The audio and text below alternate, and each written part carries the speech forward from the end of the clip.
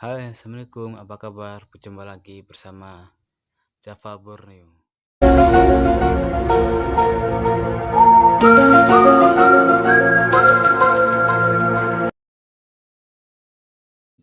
Nah, pada video kali ini saya akan melanjutkan cerita perjalanan merantau part yang kedua. Nah, mengapa saya harus lanjutkan? Karena sangat penting kali, biar nggak ngambang gitu. Nah, pada video kali ini saya akan menceritakan hal-hal yang aneh, ya, seperti hal-hal lucu. Pokoknya hal-hal yang nggak biasa lah saya dapatkan di kampung saya. Yang pertama adalah dari sisi bahasa. Nah, namanya saya sebagai orang Jawa tentu agak sedikit sedikit heran lah ya, mengapa awal saya di sini belum tahu bahasa sini, bahasa Indonesia masih susah ya karena masih kecil kan. Jadi gini ceritanya, waktu itu saya ke warung sedang beli es gitu. Karena sini kan panas kan, nggak mungkin orang lagi hawa panas ke beli kopi, itu kan nggak masuk akal gitu. Jadi waktu itu saya lagi beli es di warung. Nah, kebetulan yang jual orang sini. Tadi sama-sama agak bingung juga. Nah, saya beli es kan di sini biasanya ditawari dulu kan, pakai ini atau pakai itu gitu. Nah, waktu itu saya tawari, kita mau beli es pakai kertas atau pakai gelas itu. Nah, saya kan bingung pertama sini, kok es kok pakai kertas itu. Nah, sekira saya akan bercanda. Nah, aku jawabnya ya bisa gak pakai koran gitu. Nah, terus anaknya datang, loh bukan, kertas itu maksudnya plastik gitu. Saya kan heran, loh kok bisa gitu. Orang yang baru pertama datang langsung disuguhi dengan bahasa sini gitu. Buat saya itu kaget banget gitu ya, karena ini hal yang nggak biasa gitu. Biasanya kan kalau orang baru datang kan pakai bahasa Indonesia, ternyata orangnya dikira aku tuh orang sini gitu. Katanya saya orang sini gitu. Ya maklum lah ya, namanya juga nggak tahu. Mungkin dikira aku juga orang sini. Nah, di waktu bersamaan juga banyak sekali teman-teman saya yang bercerita, ternyata banyak bahasa-bahasa yang nggak paham. Ya wajar lah kan. Kita yang sebagai perantau dengan bahasa, ya karena kita kan perantaunya dulu waktu angkat pertama kan orang Jawa gitu. Jadi waktu sini ya bingung semuanya, disuguhi dan bahasa sini langsung. Jadi langsung dikasih bahasa sini, jadi kita bingung semua. Tapi disitulah kami cepat menguasai bahasa sini karena kami langsung dipelajari dengan bahasa ini. Jadi mereka itu luar biasa, hebat sekali ya. Dimana ada berdatang, mereka harus mempelajari bahasa daerah mereka masing-masing. Itu yang saya suka gitu. Jadi mereka tetap melestarikan bahasa mereka gitu. Meskipun pertama kami kebingungan, tapi situlah kami sukanya gitu. Bagus lah. Tapi kalau sekarang udah harus pakai bahasa nasional. Sebenarnya mereka juga bisa, cuman mereka tuh mau ngetes gitu. Ternyata responnya positif semua, mereka suka dengan bahasa sini. Dan saya yang lambar sini pun alhamdulillah, meskipun nggak terlancar, tapi ya kalau disuruh ngomong dikit-dikit bisa gitu. Dan saya suka bahasanya karena pada dasarnya kita harus banyak pelajari bahasa daerah ya. Jadi saya usahakan pada teman-teman untuk usahakan bahasa Indonesia itu diterjemahkan bahasa daerah dimanapun. Kalau bisa menguasai itu bersyukur.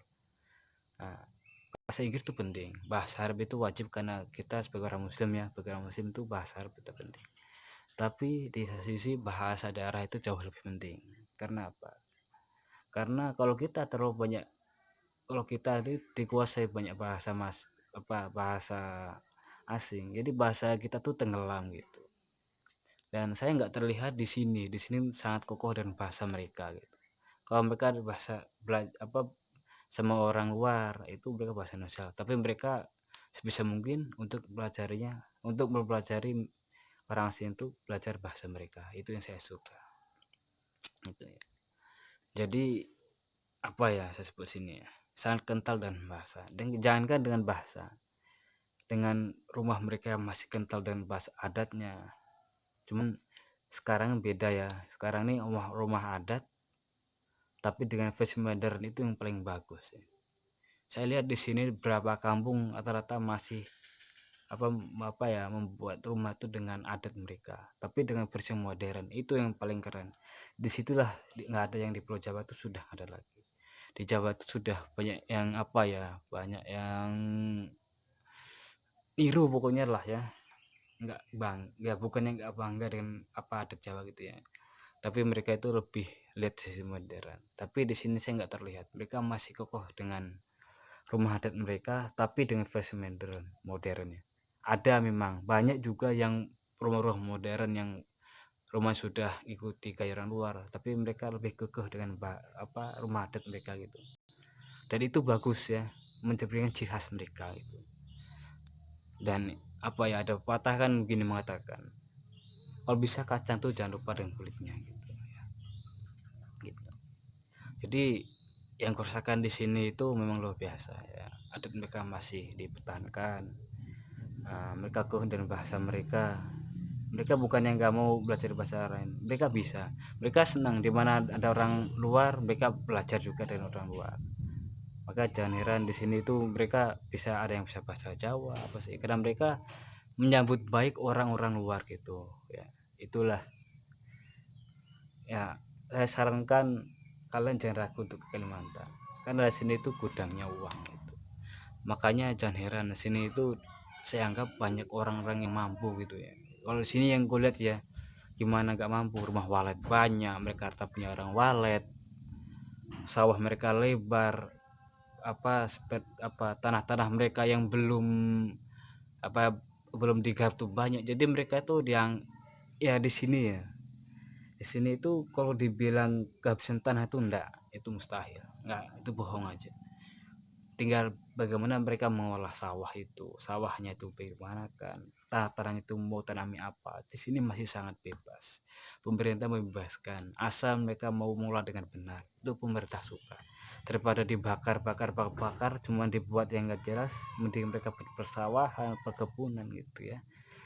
Pohon boleh ditumbang, boleh tumbang, boleh tapi mereka harus melestarikan hutan rimba ini, karena di Kalimantan sinilah harapan Indonesia untuk menjadi jantungnya dunia itu. Kalau di Jawa kan udah gak ada harapan lagi lah ya, tahu sendiri ya gitu. Kalau di sini tuh masih sangat ya, hutannya masih sangat alami ya, mungkin di sini sudah banyak persawitan ya, pengganti sawit itu sendiri, maksudnya pengganti pohon itu sendiri ya. Waktu pertama di sini itu, waktu apa ya, pohon banyak ditumbangi, pemuda persawitan tuh banyak banjir sekali. Jadi jangan dikira Jakarta aja, di sini pun kadang banjir. Tapi setelah pohon sawit banyak, orang juga banyak tanam pohon lagi, jadinya apa ya, udah nggak banjir lagi, kembali indah lagi. Dan selama saya 10 tahun di sini itu udah perkembangannya luar biasa. Makanya di sini ada disebut seperti apa ya, ada sebutan apa ya, kota walet, karena banyak sekali rumah-rumah walet yang mereka buat gitu ya. Oke, segitu aja penjelasan saya. Bila ada kata-kata yang tidak berkenan di hati kalian ya, saya minta maaf sebenarnya, karena saya juga youtuber baru, minta dukungannya. Jangan lupa subscribe, like, dan share ke media sosial kalian. Oke, mantap.